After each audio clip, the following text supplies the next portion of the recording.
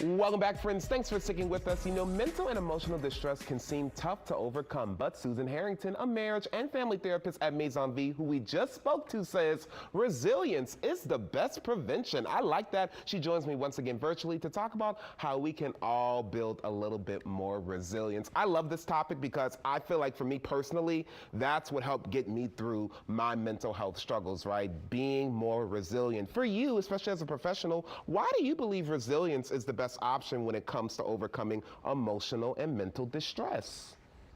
Well, just as you described it, Malik, I'm so glad to still be here because when we have the ability to believe in ourselves, to maneuver through a negative emotion and then solve the problem from the negative experience, we have this a capability within ourselves to prevent mental health concerns from kicking in. It's amazing how many times in our life do we hear things like prevent, like not make less, but prevent.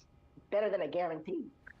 I hear that for sure. And you know, especially here in New Orleans, we hear it all the time. You are the most resilient people because of the hurricanes we've been through and all the different things we've been through, COVID, you name it, right?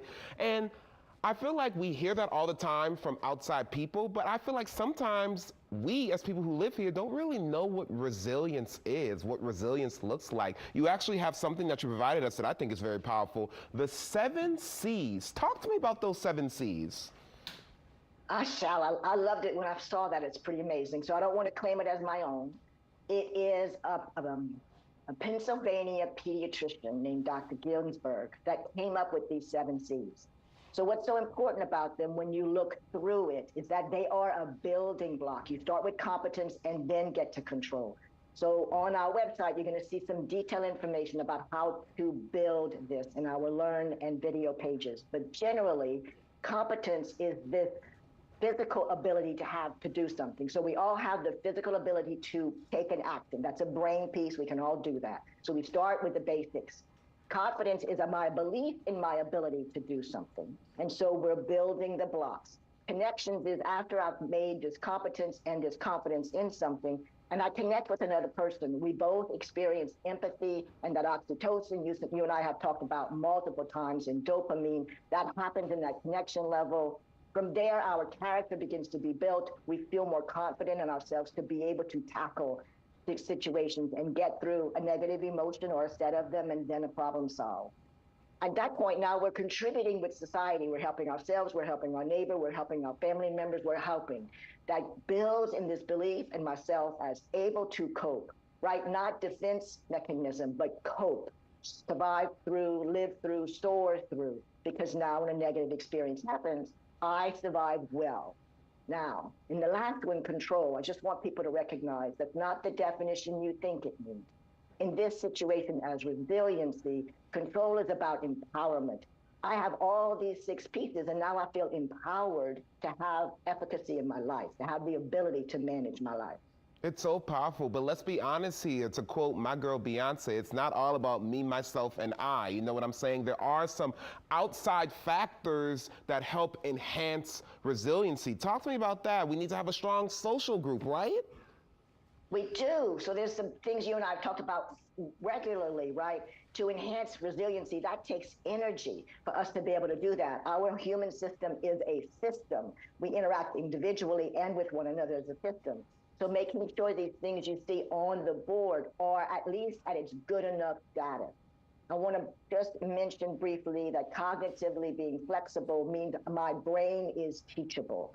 Self-regulation doesn't mean I don't have control over my emotion. It means I have my feelings appropriately in the setting that I am in, right? It's just working toward having a positive primal worldview in our life. And that's another conversation you and I have had a few years back, that we have this way of looking at life. And as we build resiliency, we build in that positive way of looking at life. No, it's so true because at the end of the day, yes, we need to be strong for ourselves, but we also need strong people around us, right? To learn from and to get help from. And I love a catchphrase, and you have brought us some great catchphrases. I got to see them before the show got started. Okay, please show everybody, because I believe in the first one so much. It has to do with kindness. Kindness each day will keep the distress away. Talk to me about a few more of these. So absolutely. So if you do a project of kindness each day, you're going to notice that the oxytocin and the dopamine is going to hit. When we talk about looking back to build strength, it's not to criticize ourselves or criticize the situation. It's to learn and continue to grow, right? We're talking about creating opportunity, looking for opportunity, being grateful, doing those pieces. Absolutely. So we keep that for resiliency. We know about the truth that'll set us free. What's really important is the realistic and accurate truth, not the one we want it to be. Most importantly is this one you see at the top of the screen now. That is ultimately the definition of resilience. Feel the feels, make the plan, take the action. In that order. Don't start feeling the feels last. Yes. Feel them so you can then get a clear head about it. I hear that. Look, I'm snapping you through the screen because I believe that I say all the time, no doesn't mean no. No stands for next opportunity. Always see the opportunity. Susan, thank you so much for being here. I appreciate you. And look, if you all need help with your own mental health, you can contact Susan by calling the number on your screen rather, or visiting her website, maisonvla.com. All right, stick with us, everybody. Happy Mental Health Awareness Month. We'll be right back.